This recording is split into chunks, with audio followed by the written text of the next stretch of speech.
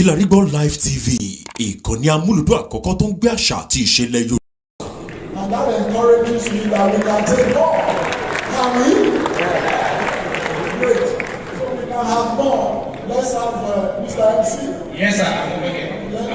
Let's have 4 more. All right, sir. I'm with you. Please go ahead. Good afternoon, everyone. Please permit me to stand on existing protocol. My name is Samuel Kumbo. I'm a service provider in the oil and gas industry, the security space. We provide onshore and offshore security to oil and gas assets. Before I get to my question, I'd like to say, with the general mood in the hall, I think I'll say this to His Excellency and his team. Your mandate, your manifesto, and what we've heard so far as a stakeholder in the private sector and the oil and gas industry, a young patriot and a believer in Nigeria, I am very, very encouraged. Thank you very much.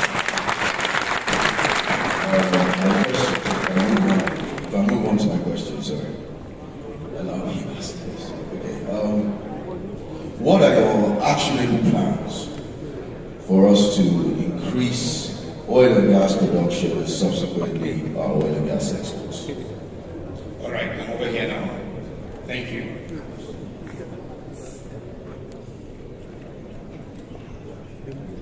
Very good afternoon, distinguished ladies and gentlemen.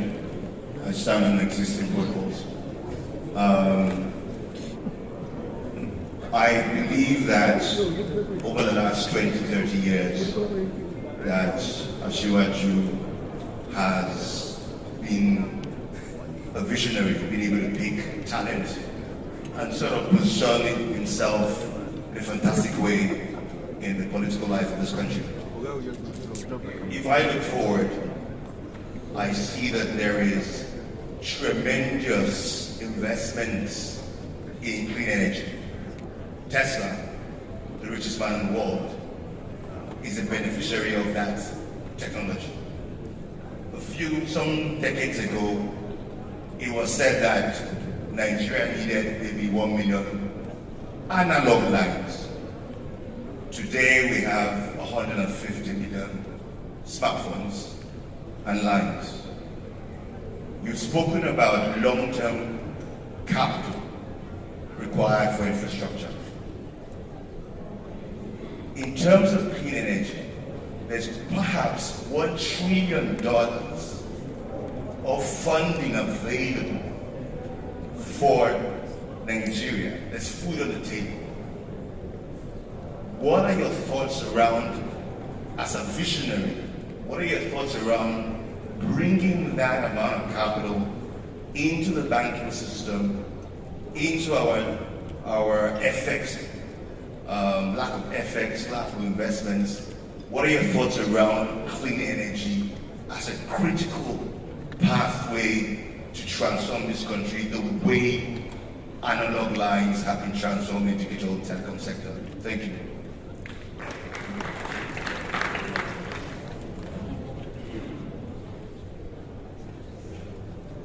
Hello, Your Excellency. I stand on the existing protocol. My name is Abdullah Kasey, and my question is centered around the export commodity exchange market. Prof has discussed about it, and I just want to get more insight into it, because you see a lot of our farmers, their produce, they dry it on the roads if you're going from Kaduna to Kano, and then which they could have sold it maybe at a higher price, but they end up drying it and they don't get the much benefit they're supposed to get. So this commodity market, is it going to be buying off the farmers what they produce? Because when we were young, we used to hear about it, but we didn't know what it was then. So we need to get more insight into what the board and the commodity markets will work on. Thank you, Excellency. Just one more.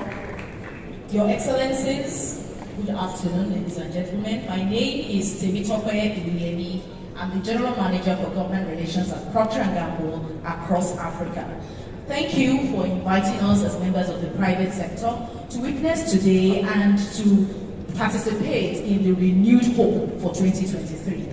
Again, I applaud your vision for Lagos State, which was implemented over the years and made Lagos State the envy of not just other states in Nigeria, but also many countries around the world. We look forward to seeing this implemented in its full blast as we come into 2023, again, with renewed hope. My question really today is, as we look forward to ushering in 2023, one of the challenges that we have as investors is the visibility, the predictability, and stability of fiscal and monetary policies. I'd like to understand from Your Excellency, what strategies are you going to put in place to close the gap between the existing parallel market rates and the official foreign exchange rates? Thank you.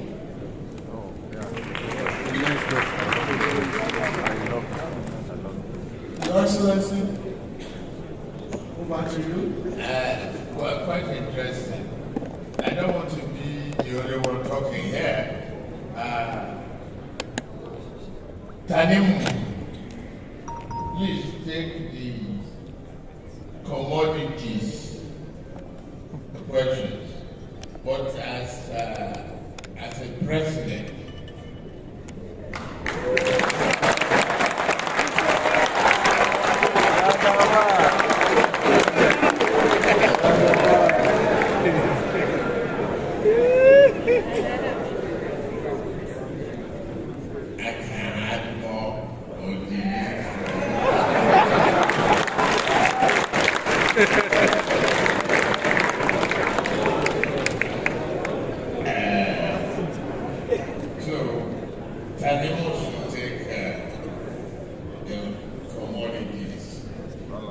Thank you very much, Your Excellency, for referring the response to this question to my humble self. As I had mentioned in my brief presentation on the subject matter, we'll have new institutions, including players in the commodities market. There will be brokers. There will be the ones that will be buying directly from the primary producers. We will have infrastructures like bulk centers where such farmers, as we refer to, can actually take the surplus production for processing, for grading, for treatment. And that is how eventually what they have at that level enters the global market. Thank you very much. Equally, thank you very much, Tinubu. Equally, we have listed commodity exchange board that will be accountable to the public, and then to encourage farmers when your prices fall below expectation, we buy from you.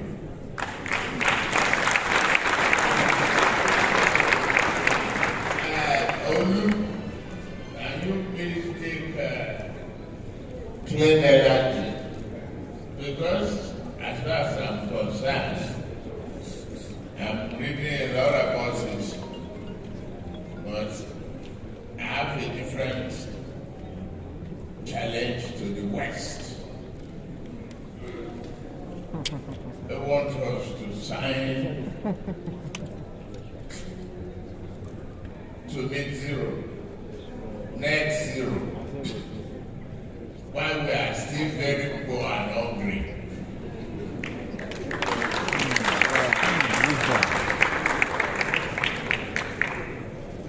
It's like a widow whose husband is dead, and you go to her house and you're begging her to eat. At a stage, she must ask you, where is the food? What is there for us?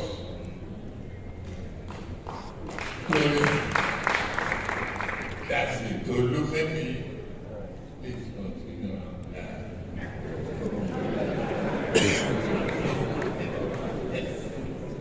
I think on production, put it on your side. Yes, sir. So on clean energy.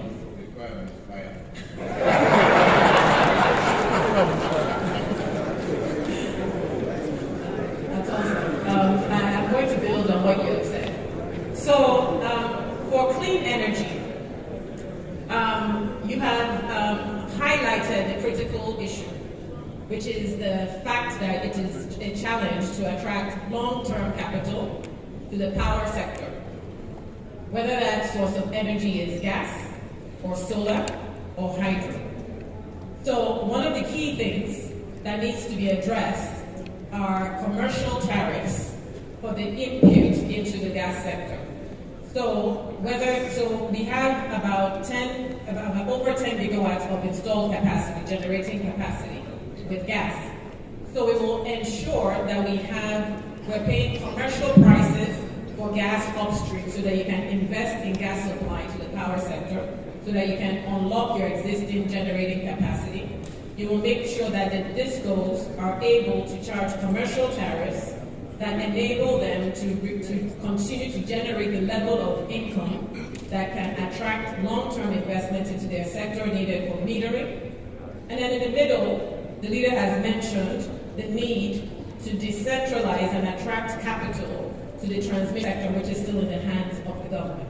When you do that and unlock your existing capacity with your gas at the moment, you ensure that the commercial framework allows you to add grid-scale renewables, hydro, solar, and that limits our continuation, it limits the growth of gas, which we will make sure we go green, but not until we have solved the existing problems within that sector. On crude theft, the leader has talked about the existing frameworks and enforcement of the existing security frameworks that are in operation at the moment. That's going to be critical going forward. That is the stick approach. And the carrot approach, of course, is to address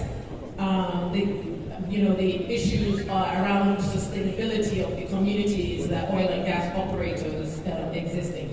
So the host communities fund, the host community fund and the BIA provides a 3% of operating revenues to go into the host community fund, host communities, to make sure that they are good citizens and custodians of the national assets that are within their communities.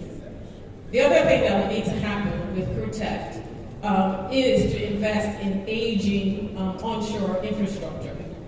A lot of the issues around the environmental issues are due to aging infrastructure, but you cannot attract investment if people are vandalizing pipelines and the existing pipelines. It's difficult to sit with the bank and then tell them to give you capital to go and invest in the same place. The last piece is to diversify your production capacity offshore. So we saw that NLNG was down and had to declare force majeure because the bulk of its production comes from onshore. That needs to change. We need to diversify production to the offshore capacity so you can improve the reliability of exports into the market. Thank you.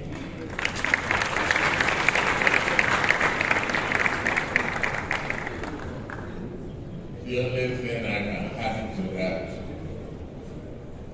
is the submarine pipeline where they are being.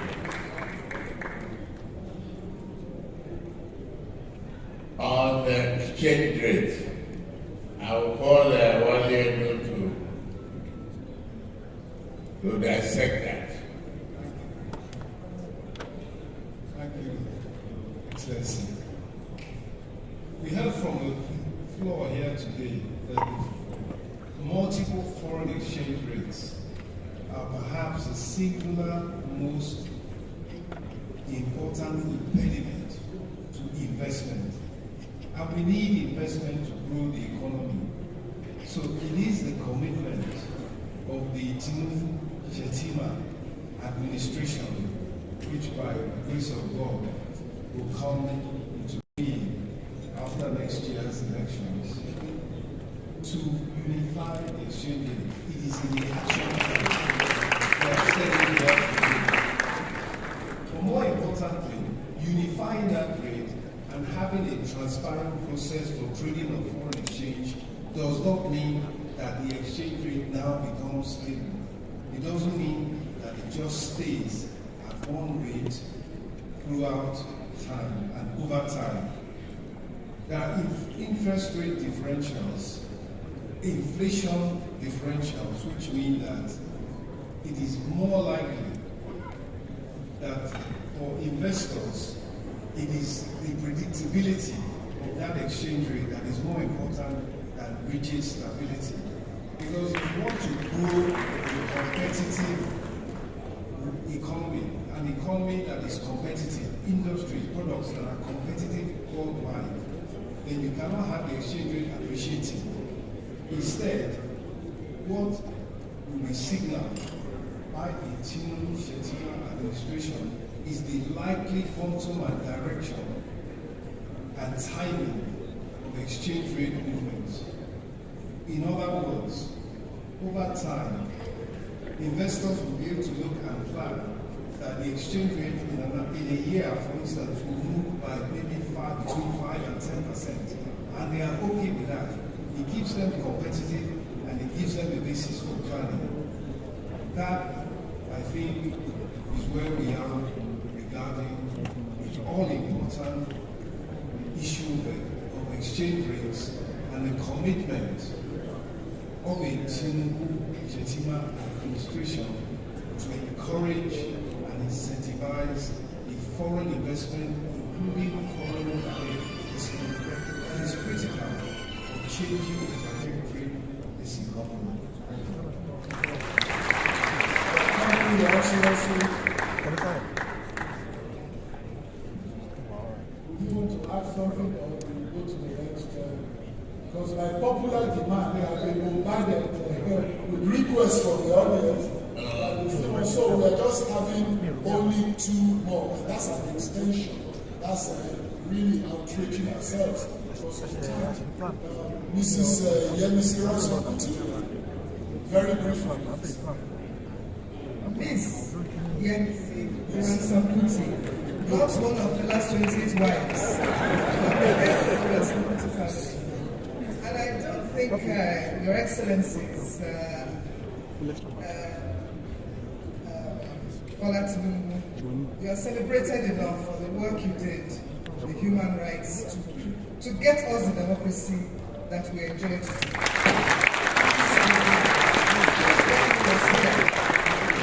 To be part of this ascension of yours to the national throne. I like the attempt at the gender balance on the table.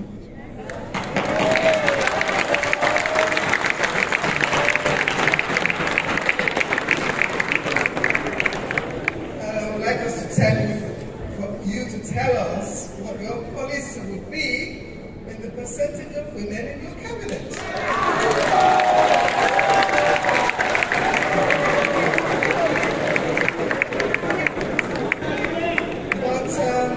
My main concern, sirs, is what is happening in our local government.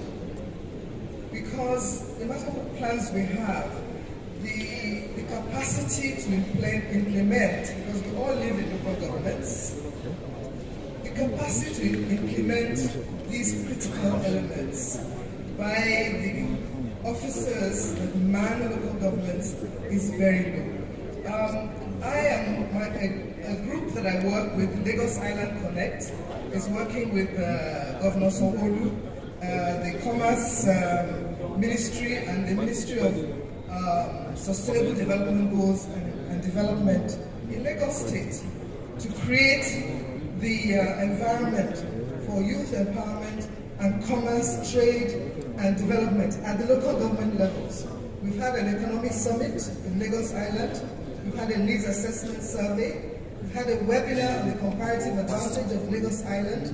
We're going to have a fair in November a business fair for young people and entrepreneurs in November at Tafa Balewa Square. I want to find out from you, because each time I talk to state government about why local government is not working, they tell me that it's the constitutional structuring, they have to restructure and something at the federal level. But I know how brave you were at creating more local governments and insisting that those local governments must exist. And we know how brilliant our leaders are to circumvent constitutional constraints when it works in their favor. So I want you to tell us, sir, what you would do about ensuring that our local government